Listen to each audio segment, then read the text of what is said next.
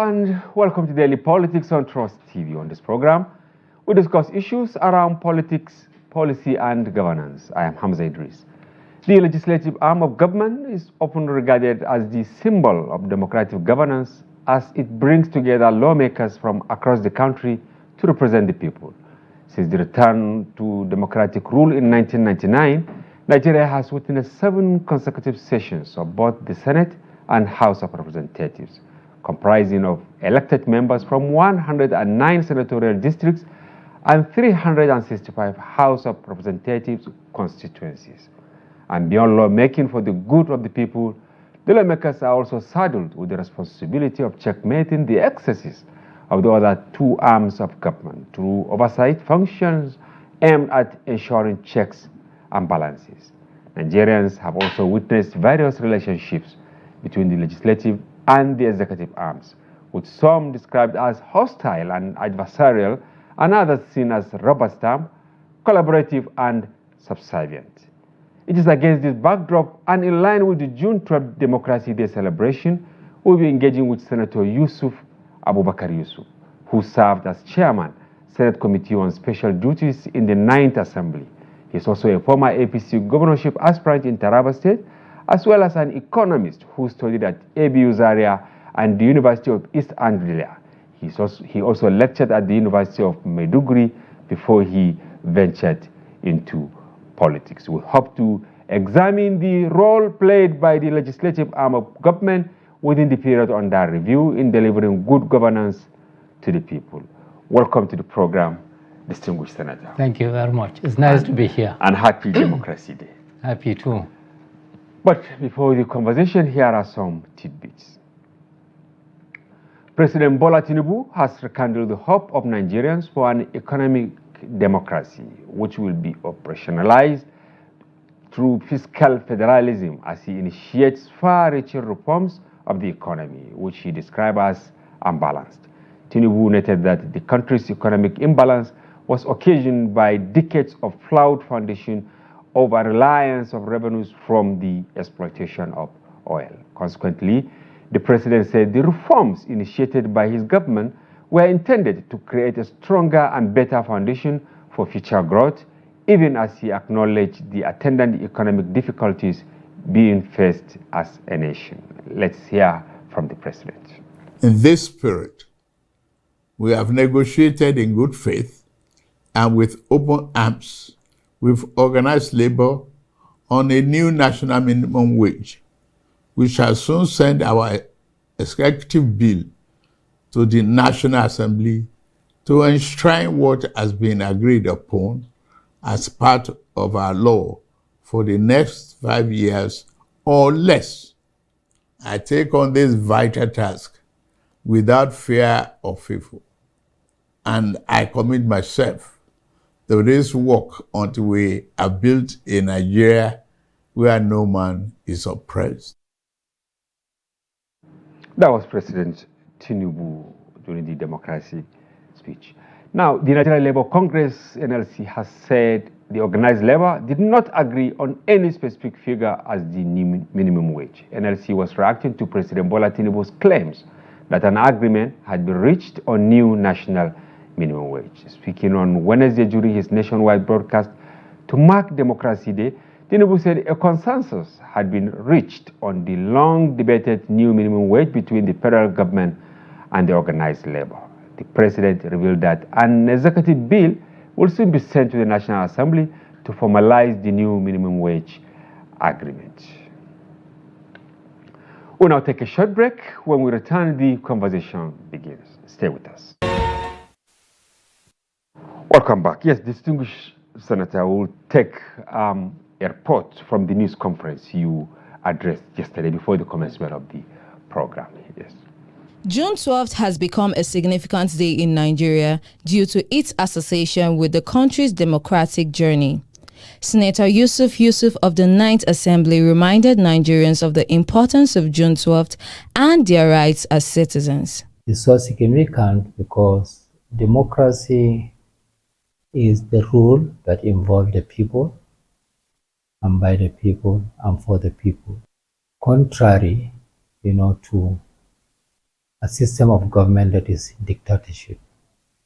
So people have a free will to choose who they want to choose, and then observe the governance. Where the governance is not to their own expectation, they change.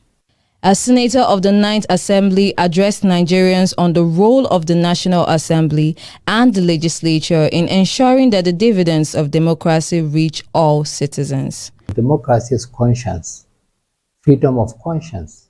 So, and the parliament is the representative of the people, and they have to carry, the burden of people as if it is their own personal, burden. And for me, I think over time, yes, we are learning to synchronize with the thinking of the people that voted, the parliament into power. So I think that is also, one of the major challenges in terms of bridging the gap of communication between those who voted people into power and those who are voted. The senator also explained why the National Assembly has failed to effectively represent the people who voted them into office, often succumbing to the influence of the president. I think one, the expectation of the people. Because the moment people are voted into power, the people who voted them into power, have a lot of expectation as what they should do. Yes, there might be some elements of rubber stamping because of sentiments, especially where you have majority of the people from a ruling party. They tend to favor or they tend to play along, to beat the bidding of the executive.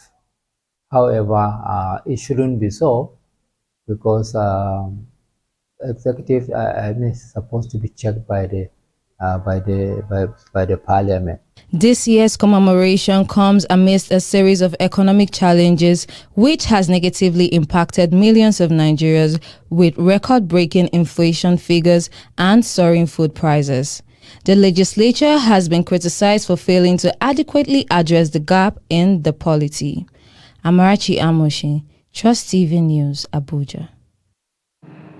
Yes, distinguished senator. That was, your press conference, and because it's a special package in commemoration of June 12th, we decided to subsume the press conference you addressed, the tidbits we read, to form the fulcrum of the conversation, which is legislature and democratic governance. What informed your decision to now organize and call a press conference on the eve of this celebration?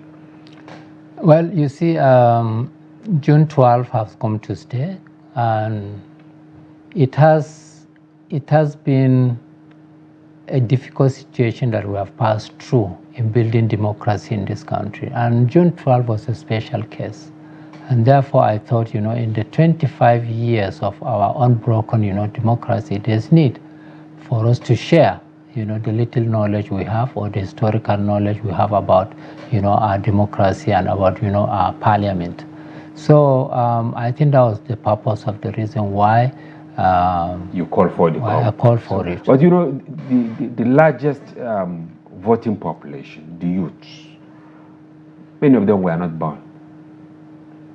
Going by the statistics from, INEC, which was used for the 2023 election. Do you think they will connect with June 12?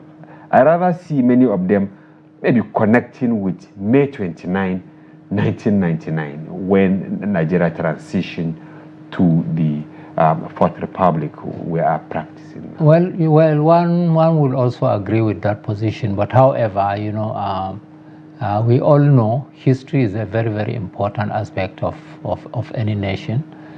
Historically, if the youth will come to know about what has happened in the past, how it happened, and what has happened, and how it was handled, it will be very, very important for them to assess the present situation and also to project for the future.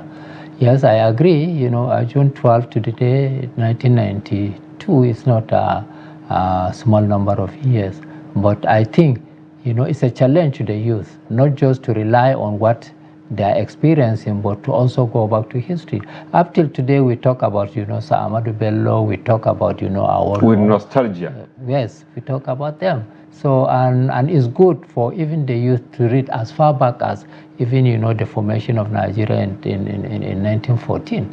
So I think it's very, very important, the historical aspect of it, you should also get to know it, get to understand it so that they can assess, the present situation and when we are coming. They need to know who their heroes are. Do you believe in June 12 and what President Buhari did? One, by recognizing MKO Abiola as president, and then two, changing Democracy Day from May 29 to June 12. Do you think it was a wise decision? Yes, actually it was even part of our, we played a role in that, in giving those advice, as to what is the significance yes, you were of... in the National Assembly. Yes, what is the significance of 29th May? It's just that military has handed over, that's all. Military? Has handed over, to democratically elected, but it is not the first. We had some in the past. But are we not confusing the youths? We brought youths earlier in the day. We had 2 hours with them here. They are not really fully in tune, because they said it's like creating more confusion, because we celebrate May 29 and then we celebrate June 12 and then we waste in court. I'm using this word with apologies. Today nobody went to work, maybe private sector, and then we journalists and all that. And then a few days ago on May 20, it was the same. You see, for May 29, there was no any serious, transition, because it is a transition, from, yes, military to civilian rule. But, that of June 12, it was a special case in the sense that, it was actually like a fought battle, to return this Nigeria to democracy after a long period of military. I think military was about how many years? Babangida was that 9 years. Before Babangida, Buhari had, was it 2-3 years? And besides that, so there was a long military between Buhari and Babangida up till, General Abacha and up till, General Abdul Salam Abubakar. And so it's a long period. But can we say something is wrong significantly somewhere? The way Nigerians in general are remembering the military days, yes, saying that it's like we fared better in terms of deliverables. When you talk about even Abuja, it was massively built by the military. If you go to Lagos, if you go to even states. I was in Adamawa few days ago, I think on 29 May. Citizens were saying they were remembering Jonajan, the infamous governor of Plateau State. During his days, most of the landmarks there were put together by the military. State creation, you name it, the military. What is wrong with you, the politicians? Well, I agree to an extent, because democracy is not just built on infrastructure, physical infrastructure. Like I said yesterday, it is built on conscience. Yes, I wanted to come to that actually. Yes. I saw that statement as a soundbite for our conversation today. Yes, built on conscience and built on freedom of choice and built on liberty and freedom. But under military rule, even though the regime of Babangida tried to liberalize, the participation of people in their own administration, but it is not as good as it was in the even many institutions, distinguished senator, were created. Road safety, yes, many agencies were mostly created by the military. So what did the politicians offer Nigerians? Good. Now, Packs? Well, much more than that. You see what I said, the ability to sit down and talk and discuss, between brothers and sisters all over the country is a fundamental issue. If you could remember, during military, there wasn't like parliament. Like, the people that have been elected are the representative of the people. Now, during military rule, who are the representative of the people? But the military were delivering services, because maybe later we'll show some statistics to actually contest the conversation that, okay, legislators will meet together or ministers will meet in executive chambers to say that, okay, we're awarding contract worth billions of naira. And at the end of the day, you will not see anything. Fine, this is a Nigerian thing. Even during the military, we have some of these kind of things. But however, democracy is based on rule of law, like I've said, is based on conscience and freedom of choice.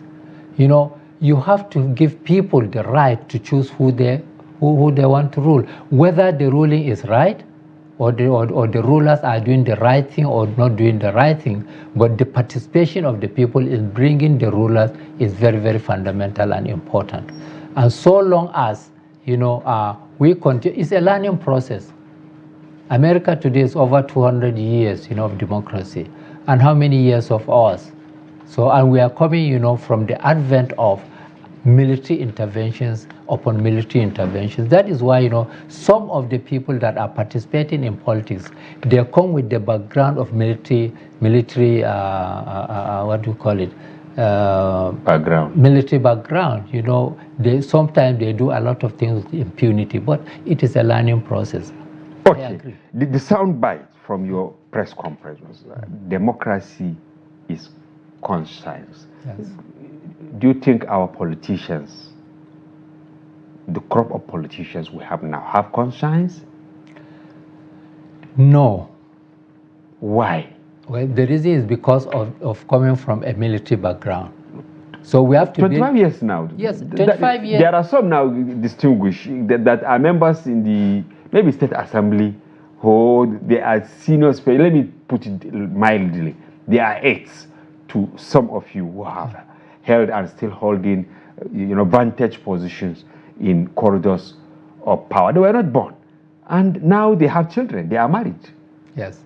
And we are still calling our democracy. The hangover of military dictatorship. Yes, it is because we are talking about a nation. We are talking about historical evolution. We are talking about development, because military has not had the opportunity, to imbibe the conscience aspect of democracy in people.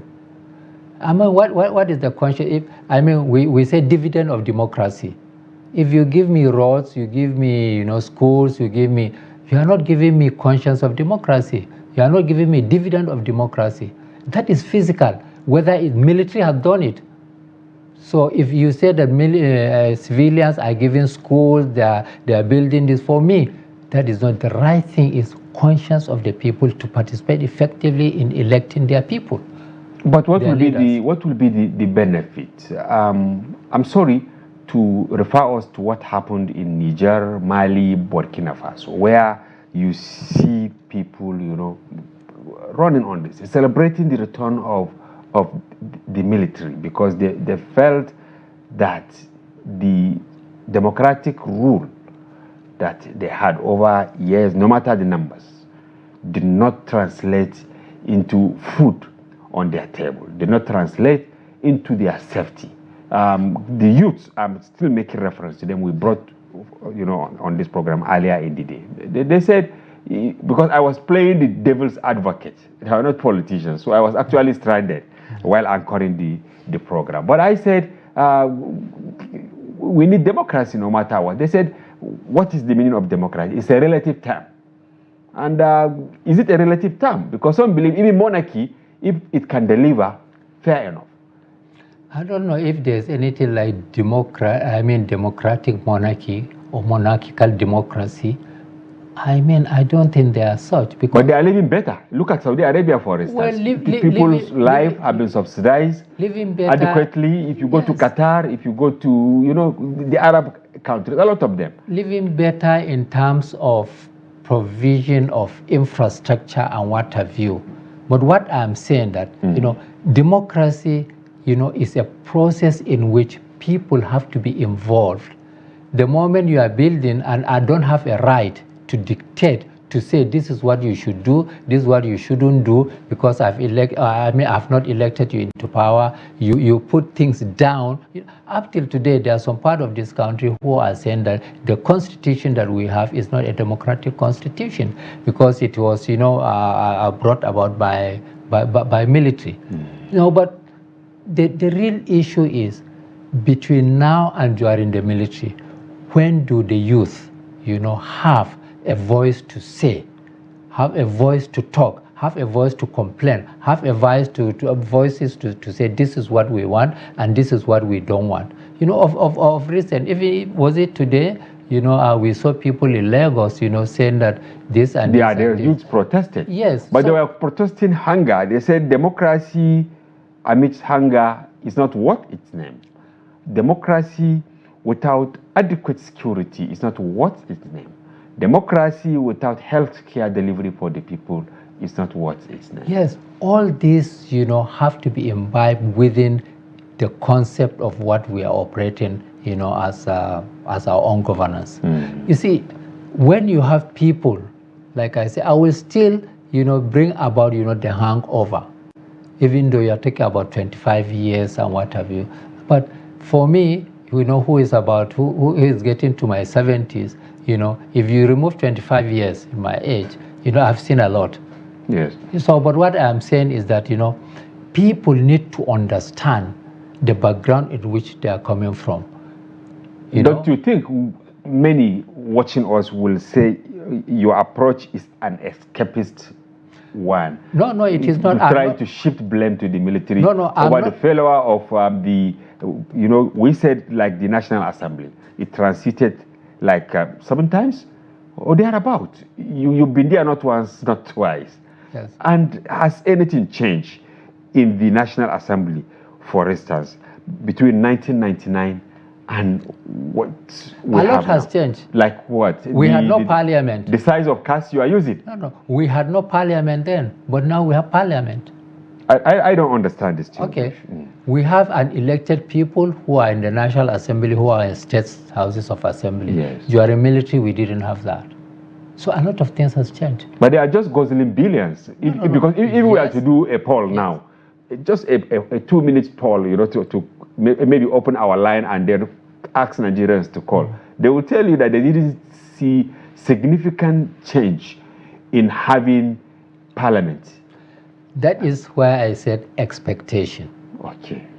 Expectation, can be adaptive and can be rational. So at all times, we should be able to evaluate which kind of expectations do we have. For me, now during the military, there was no houses of assembly. Or there were not houses of assembly. There was no National Assembly. So if you have all this added, to the budget of the nation, of course, we should expect some monies, are being added, to take care of this arm of governance. That does not mean that they are doing all what is expected of them to do, or that does not mean that their remuneration, is a reflective of the situation in the country. Like I have said, if I were in the 10th Assembly today, probably I would have behaved the way the 3 guys behave in House of Representatives. I would have behaved because the situation has changed. Okay, those who turned down their vehicle. Yes. Are you trying to commend them? I commend them. The guy from Kaduna, the son of El Rufai, the guy from Kwara, and all that. It requires a lot of courage to do that. At this time of time, when you take about 160, 170, 180 million to buy one to buy a vehicle, I would have asked the Senate, look, give me the money.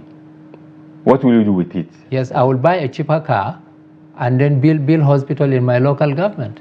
Have you done that while you were in the 9th Senate? No, that was a different remuneration as compared to what we have today. I don't understand. Senator Shehu Sani, he said the takeaway, packs of legislatures was humongous, and then they all descended on him. Maybe now that you are not there, do you support what they are taking home now in terms of their allowances, their salaries, for instance, constituency speaking, project, wardrobe allowance, newspaper allowance? I don't know what they are taking at this point in time. Yes, but it wasn't more than a year, when you left. So some said, a lot of it has been a lot of improvement. Yes, have reviewed upward. I saw in the social media whether that is true or not. If it is true, it's about double of what we were taking during our time. Yes. So, and constituency allowance, tied to the current situation. For instance, how much does it take to fuel, my car going to my constituency? For one to take my car to my constituency in Taraba State, you'll be budgeting maybe about $1 million, $2 million. For fueling? Yes, for fueling. Oh my God. Because you used a small helicopter. No. But you see, when you had that is why I say, if I were in today, I will give me money to buy a smaller car that I can probably save in terms of fueling my vehicle. So it is the situation that has actually changed with with the current devaluation of the naira, with the current what do you call fuel subsidy, with the current what do you call it, removal of electricity subsidy, so many devaluation things of the naira. So whether at this point in time those things need to be done or not, or should not be done, is a different argument altogether. But the fundamental issue is that we have to do democracy, like I said, is conscience. So if the conscience of the people who are in the election, because you have many politicians outside compared to those that are inside. I mean, politicians outside, who are not ministers, who are not elected members, are much more than those ministers and those elected. And therefore, one should look at it in terms of the composite aspect of this group of people, what are they, how are they, what is their conscience. I could remember we had interview here where I said, some of the problems we had is the impunity. The impunity is what is... Impunity on whose side? The legislature or the executive? No, like the political parties. Before they bring people, they impose who they want to be elected. So, and when you become imposed, that means you are antithesis to the issue of conscience of democracy. Today, a key member of the APC, Salihu Lukman, who was vice chairman for the Northwest, he said it's like APC, a member of that party, will not be reformed. It's not possible to. So he has resigned. He has left the party. Well, he has left the party. He's been talking about this all. There are some fundamental issues that we have to look in terms of how APC is managed in this country. Or the PDP or the LP, because I don't think if there is anyone that is near the ideal. For me, if you look at, they are both in one crisis or the other, and the crisis of impunity. All the political It is not an onslaught on the democracy we are touting. That's what we are saying, that we need to learn to accept that, look, we are not going to operate as a military rule. We are not going to operate as dictating conscience on people. We are not going to operate like, this is who I want, and it must be not what the people want. But the arm that is expected to actually serve as the driving force to get some of these things right is the legislature. But as we speak now, a number of legislators, especially in the House of Representatives, they are advocating for parliamentary system of government. That is the beauty of democracy. Are you with them? That's the beauty. You see, for instance, at this point in time, if we were operating a parliamentary system of government, people would have called for election immediately. Look at what is happening in UK. You don't have to wait for 4 years. If there is chaos in the politics, just as we have now. Exactly. If there is chaos, probably they would have said, let the prime minister, call for election. So it is something that it can happen. So, and not to wait until 4 years. So it is also an issue that we have to sit down, address and look at it in terms of what we are operating in this country. And it is believed that the legislature, as we have it, is not actually playing its role adequately. Because if you look at the enormous powers provided for the legislature by the Constitution, you will agree with me and significantly with larger population of Nigerians that if the legislature will go by the rule, by the powers vested in them, we will not be having the impunity we are having. I said something yesterday. It's a function of education, really. You know, we have to have people that are learned, not just to populate the legislature. Exactly, to populate the legislature. I mean, if people believe that, okay, let me go to National Assembly or let me go to State House of Assembly to make money. Or to go arrest when you have more than enough, like exactly. What the governors had. For instance, I could remember when we were doing local government election in FCT. I'm telling you, majority of the councillors were not educated. Here in the FCT? Here in the FCT. Not to talk in interior, maybe like in Taraba, your state, or in Kasina. When they were facilitated with funds, you know, to pay for the services, you know, during elections, some of them went and hid and just squandered the money. So education is very, very fundamental. I wish, you know, the military again would have given room for effective democratic education, you know, and not dictatorial education, because this thing is built up. People think that, okay, democracy, not out of conscience, democracy is for me to choose, for me to dictate who people should choose, which is contrary to the conscience of the people. So for me, like I have said, you know, we must build our own conscience and to serve, not for self-service.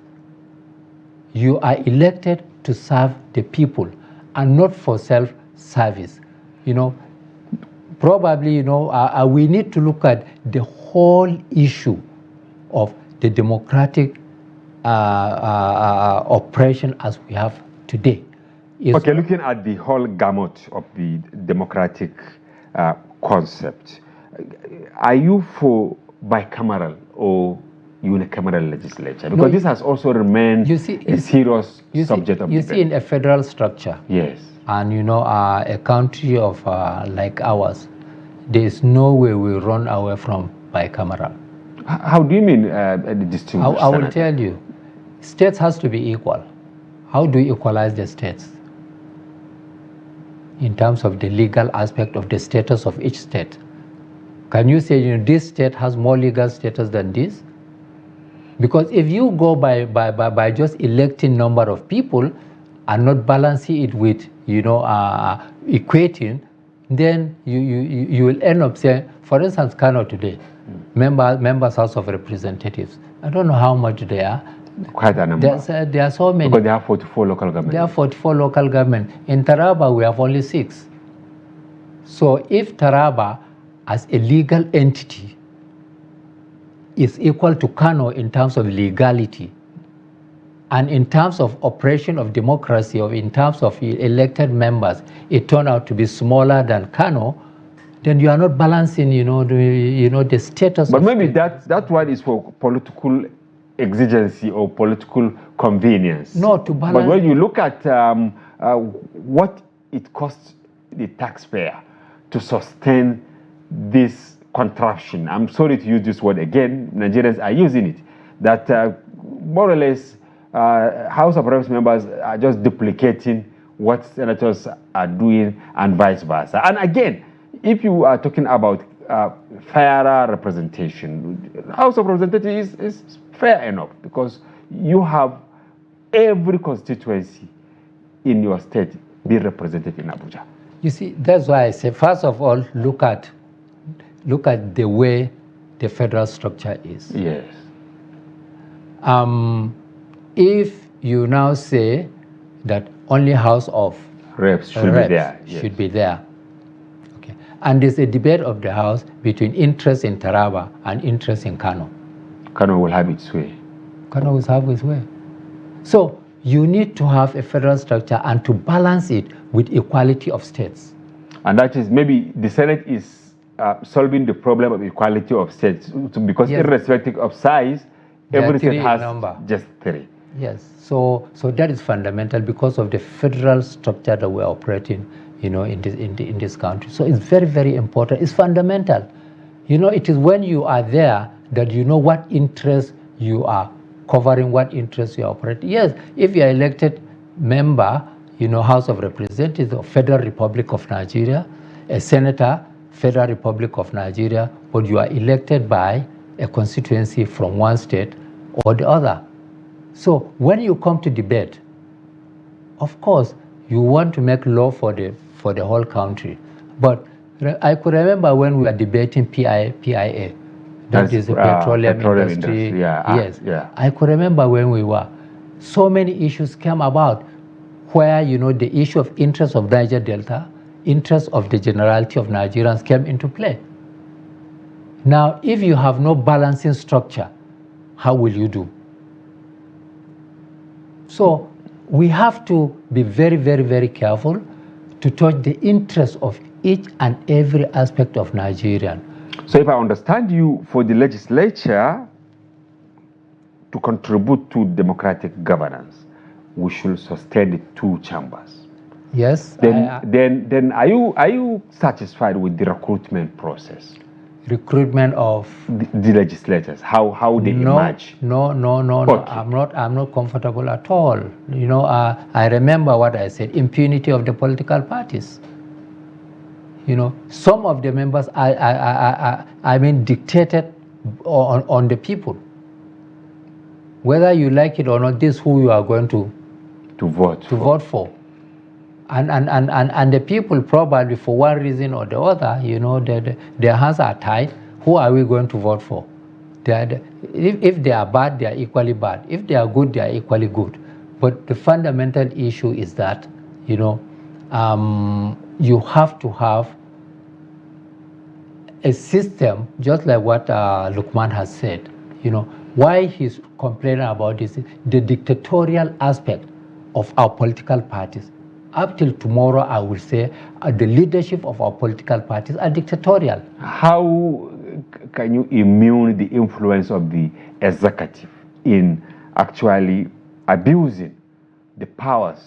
Because I was young, but I remember during Shagari, that was Second Republic, leaders of political parties are so strong. Yes, I'll tell you.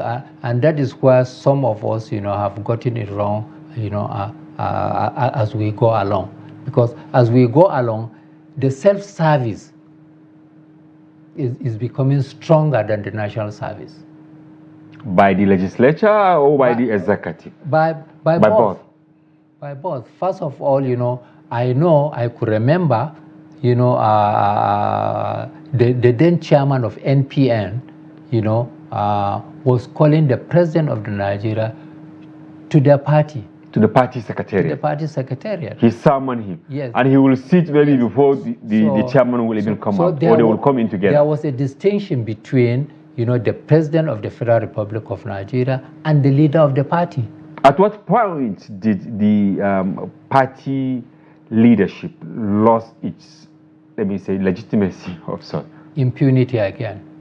Or don't you think maybe Nigerians, the covenant between the political parties and Nigerians was severed? I can't remember very well, but I hope I'm not wrong. Yes. I think this thing came about during Obasanjo's administration. Okay. Where where he said, as a president of this country, every aspect of the political party should be dictated, by the president of the country.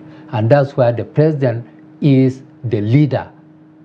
Not the president, but is also the leader of. Was that a misnomer during the Shagari era? I think it was a misnomer because party has to be supreme.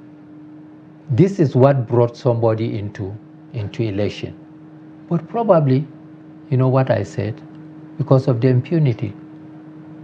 They bring people who are more powerful than the political parties, who will dictate the political parties. For instance, membership dues.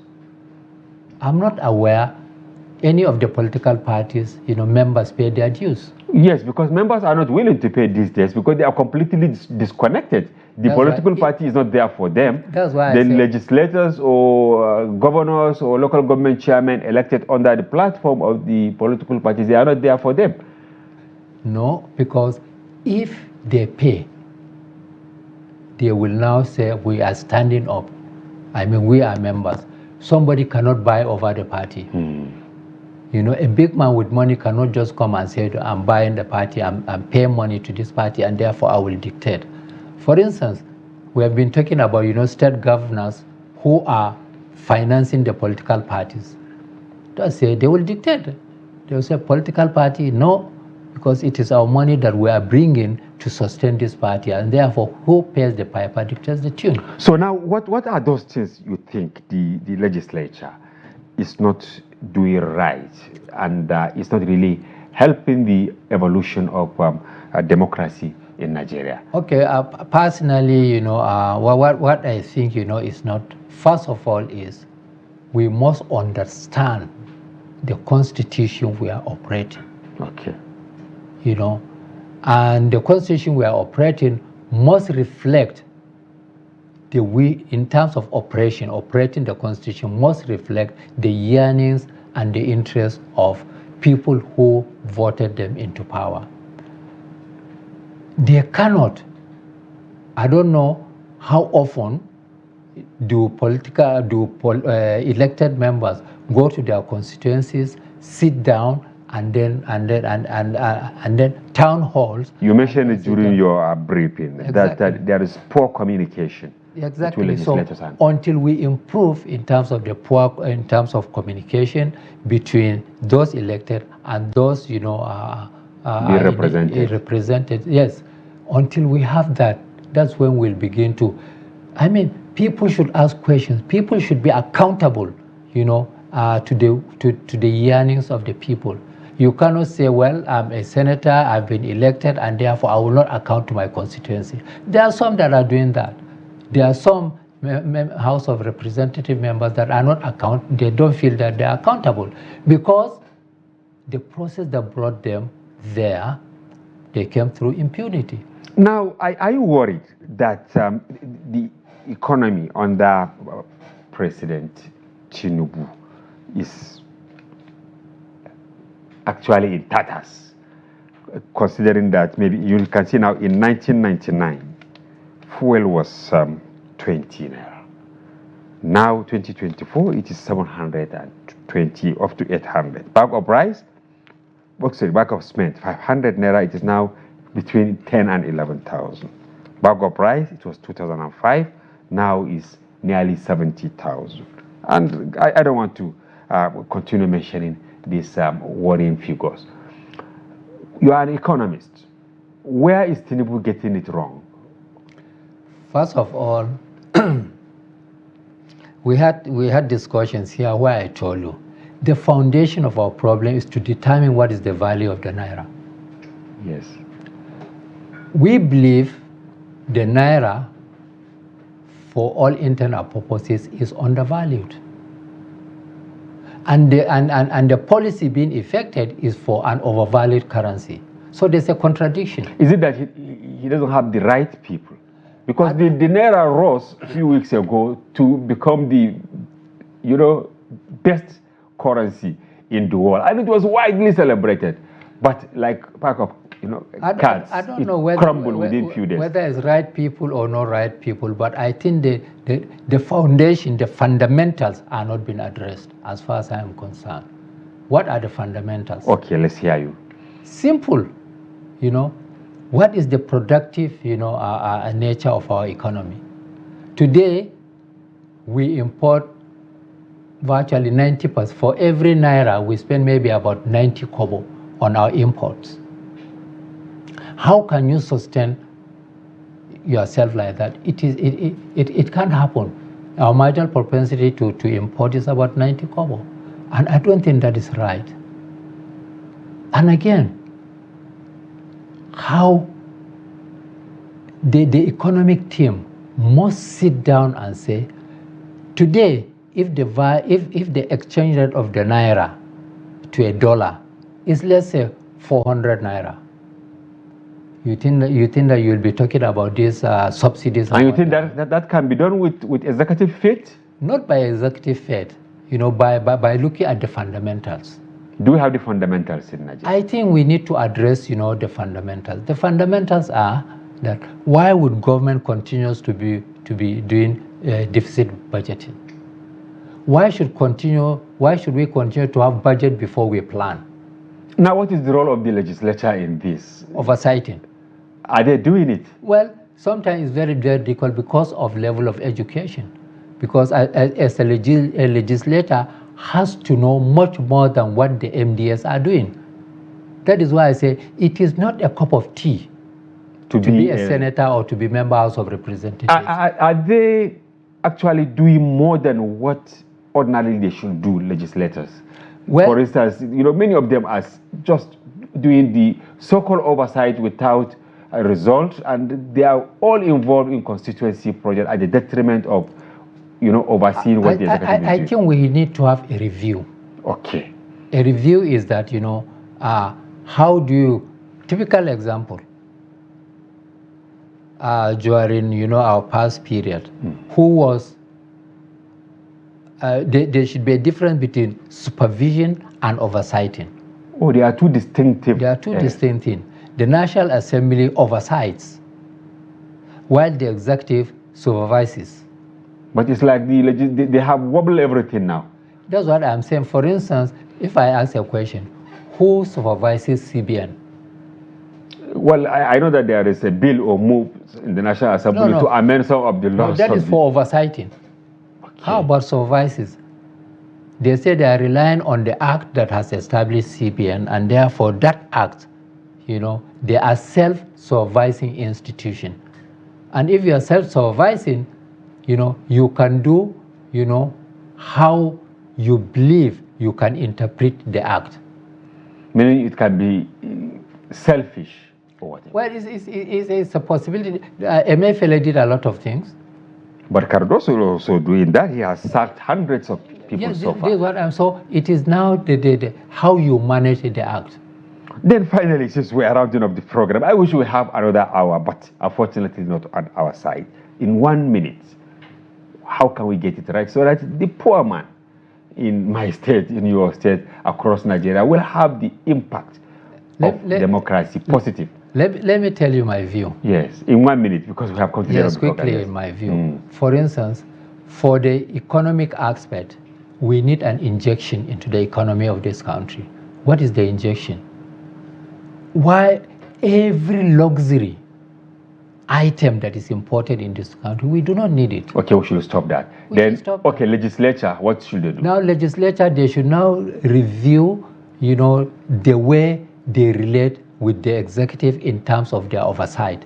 They need to do a lot of reading. They need to do a lot of, discussions. They need to do a lot of workshops. They need to do a lot of all this for them to understand, that it is not just you go and sit down, give me your budget, let me see, it's right or wrong. No. You do not get right. All right, thank you very much, Senator Yusuf Abubakar Yusuf, former chairman, of course, Senate Committee on Special Duties in the 9th Assembly, former governorship aspirant in Taraba State, an economist, and of course, a researcher. We thank you for coming to the program. Thank you very much. And we hope to have you some other time. Once again, happy democracy day. Thank you very much. Yes, and just that's a wrap on today's package. We hope you found the conversation engaging and informative. And be sure to join Daily Politics airing live every weekday and our special package on Friday, during which we open the telephone line for you to comment on national issues. So once again, happy Democracy Day. Bye-bye for now. I am Hamza Idris.